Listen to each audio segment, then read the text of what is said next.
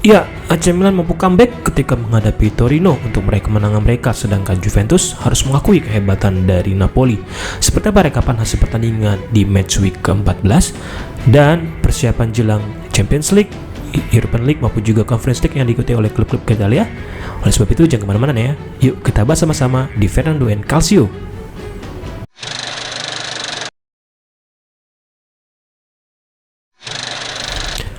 Halo tifosi sepak bola dimanapun kalian berada, khususnya kalian para pencinta dan penikmat Liga Serie A. Selamat datang di Fernando and Calcio.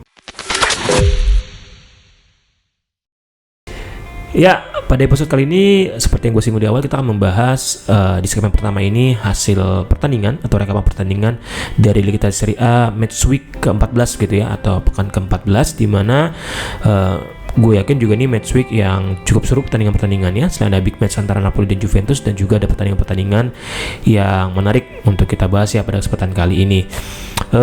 Yang pertama mungkin yang gue singgung adalah pertandingan antara Hellas Verona menghadapi Atalanta begitu ya.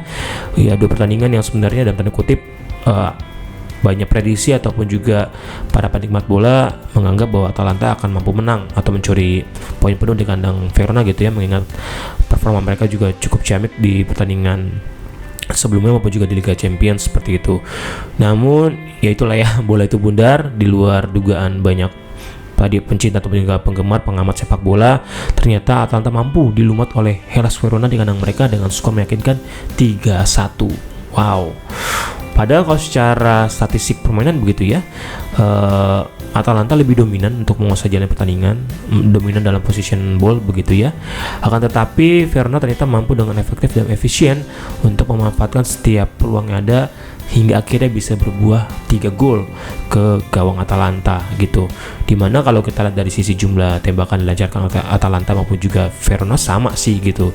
Ini menunjukkan bahwa ya, Atalanta tidak mampu untuk memaksimalkan peluang atau kesempatan yang ada gitu ya dalam mereka menguasai permainan. Di sisi lain Verona dengan baik memanfaatkan ada dan juga mampu meredam dengan cukup meyakinkan begitu ya setiap serangan dari Atalanta, dan akhirnya mereka mampu untuk menyaringkan 3 gol ke gawang Atalanta seperti itu. Dan hasil ini membuat Atalanta masih terkatung-katung di papan tengah klasemen sementara Liga Serie A di sekitar ya peringkat 12 kalau gue nggak salah, dan Verona sayang sekali masih tetap terjerembab di peringkat 3 terbawah atau zona degradasi dari Liga Serie A seperti itu. Lalu di pertandingan lain ada Cagliari menghadapi AS Roma. Ini menjadi pertandingan yang penting juga bagi tim ibu kota AS Roma begitu ya, di mana mereka masih berada di papan atas persaingan untuk beberapa papan atas Liga Serie A dan berharap untuk meraih kemenangan. Akan tetapi sayang sekali pasca pemain mereka, kalau gue nggak salah Celik atau ya pemain mereka Celik betul mendapat kartu merah.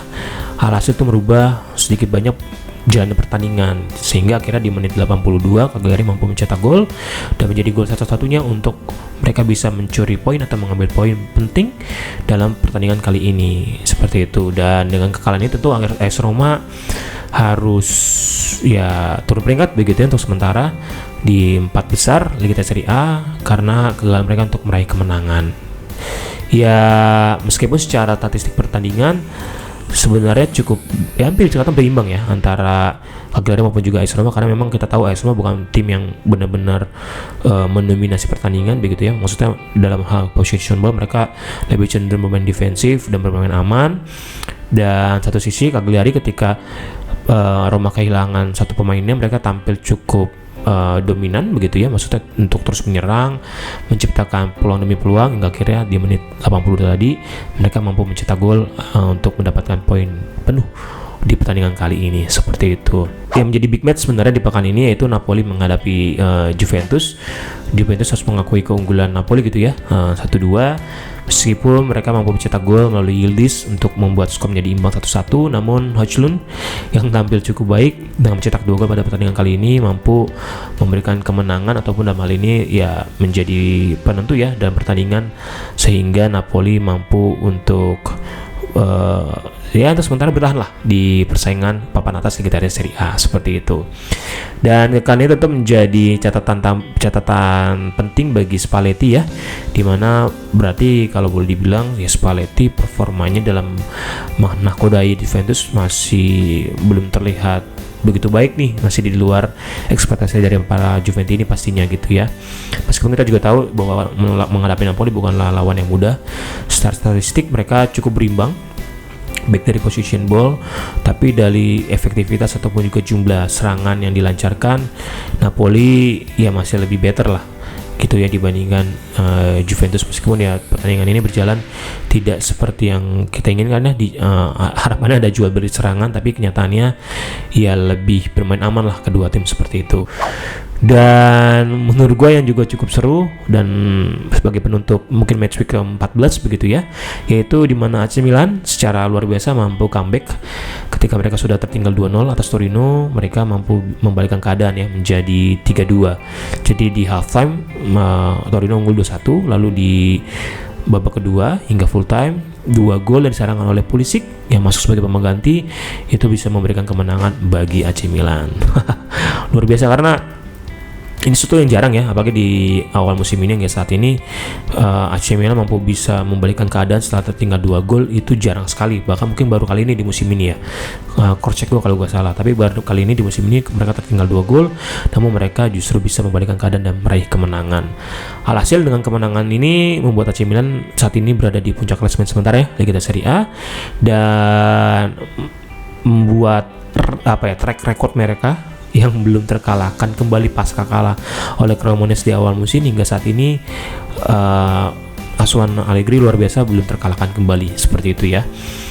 Kemenangan 3-2 ini yang menunjukkan juga dominasi ataupun juga kemampuan Allegri, karena secara ajaib mereka mampu di dalam pertandingannya statistik mendominasi permainan, sesuatu yang jarang sekali ketika AC Milan terutama menghadapi tim kuat untuk bisa menguasai pertandingan ya. Position ballnya bisa pegang penuh kendali, tapi kali ini mereka mampu pegang penuh kendali permainan seperti itu. Bahkan jumlah tembakannya pun juga luar biasa ya, sekitar 17 tembakan dia dilemparkan ke arah gawang Torino, dan ya akhirnya berbuah 3 gol ke gawang Torino seperti itu.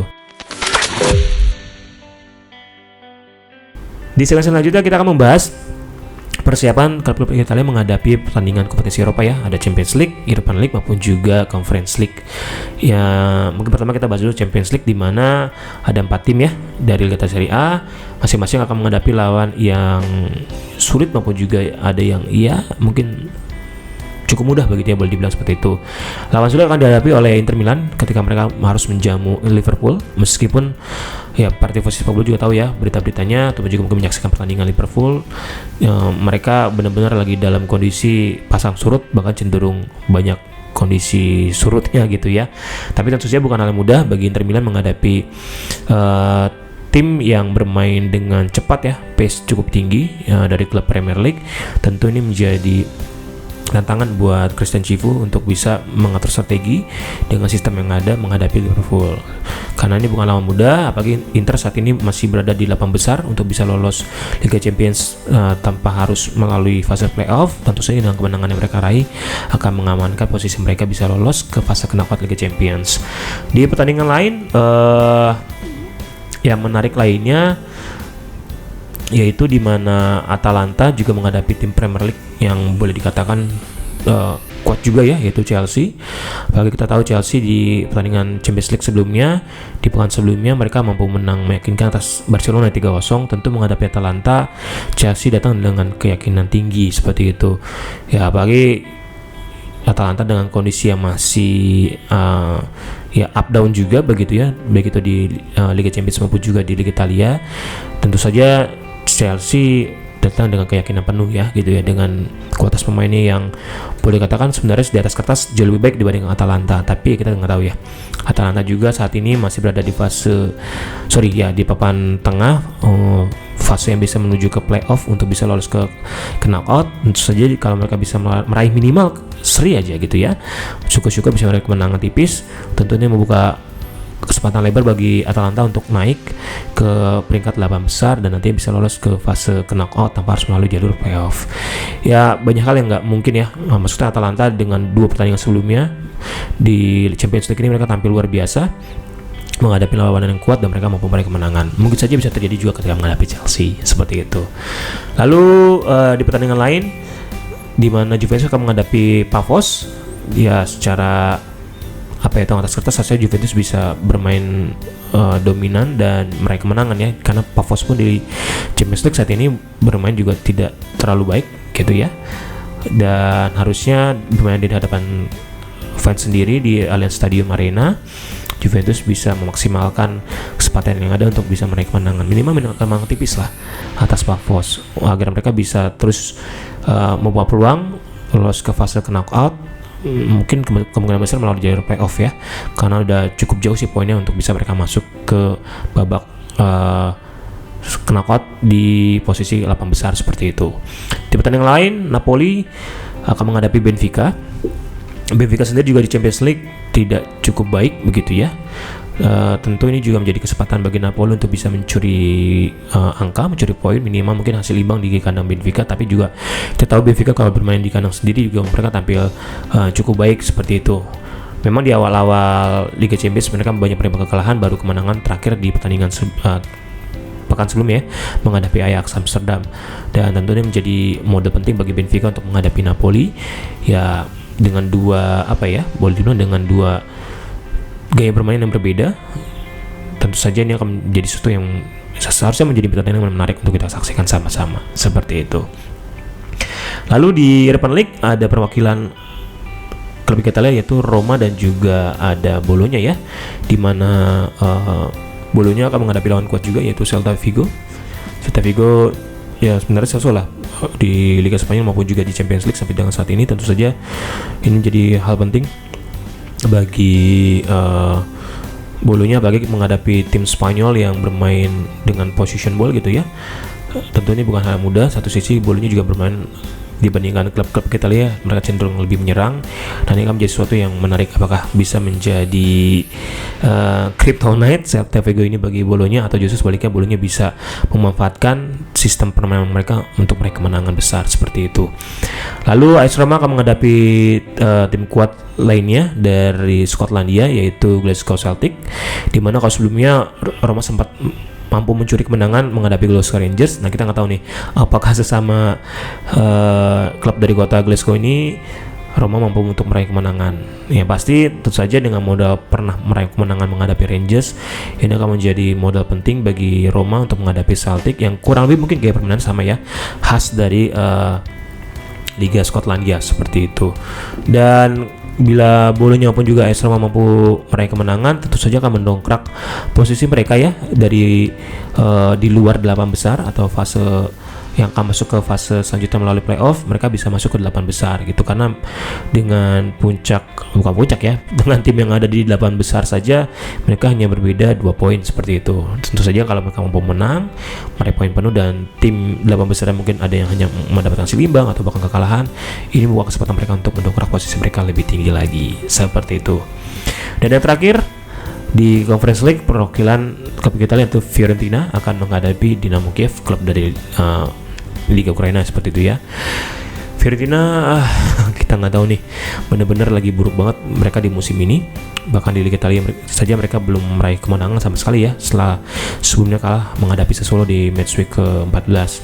Meskipun mereka punya modal 2 kemenangan di Conference League, tapi 2 sisa pertandingan mereka juga tidak meraih poin sama sekali. Tentu saja menghadapi Dinamo Kiev akan menjadi hal yang penting bagi Fiorentina untuk bisa tetap berada di minimal papan tengah ya di klasemen Conference League ini, agar bisa melanjutkan ke playoff dan tembus ke knockout Conference League, atau justru mereka akan semakin terjerembab jatuh ke fase di bawahnya seperti itu. Ya kurang lebih itu gambaran untuk preview ataupun persiapan pertandingan jelang Liga Champions ya, maupun juga European League dan juga Conference League bagi klub-klub Italia di pekan ini. Terima kasih banyak buat teman-teman semua yang sudah menyaksikan video ini. Jangan lupa untuk like dan share video ini ya jika kalian suka. Thank you, bye-bye semua.